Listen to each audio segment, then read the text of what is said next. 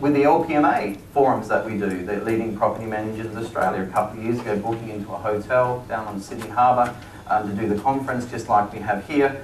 And when I just wanted to make sure that my breakfast was included in my accommodation when I booked in.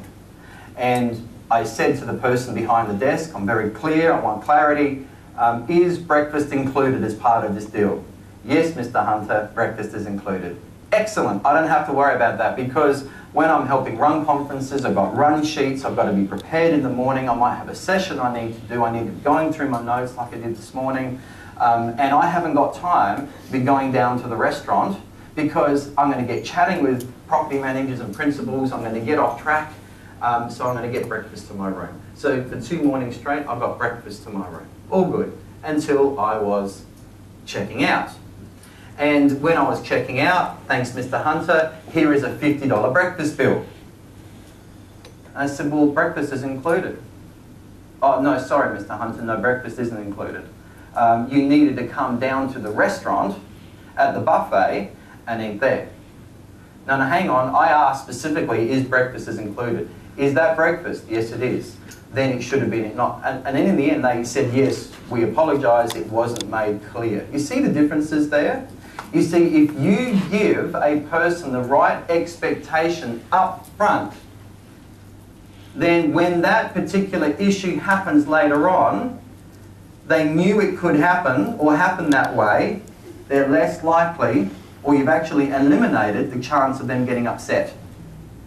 Think about the conflict that you go through with landlords. Think about the conflict that you go through with tenants, and if you educated them up front, they wouldn't react that way. In most cases. Now, this nearly covers all conflict. It doesn't cover the conflict that you get with a tenant if you're about to evict them because of that, they haven't paid their rent. You with me on that one? It covers most situations, this particular rule.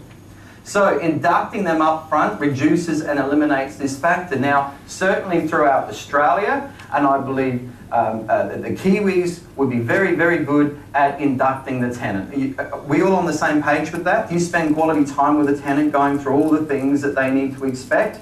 But in most cases, I do not see the same happening with landlords. I do not see property managers inducting the landlord like you would induct a tenant. Think about all the conflict that you go through. What's a typical conflict that you go through with landlords? Think about some blow-ups that you've had. Wear and tear? Repairs and maintenance? What else? Vacancies? Rent arrears? The rent arrears process, the eviction process, and how long it takes? Alright, so all those things, you need to be spending quality time. In fact, those things we just listed, if you spend quality time inducting the landlord just on those points alone, you'll find that most of your conflict with the landlord may be avoided later on.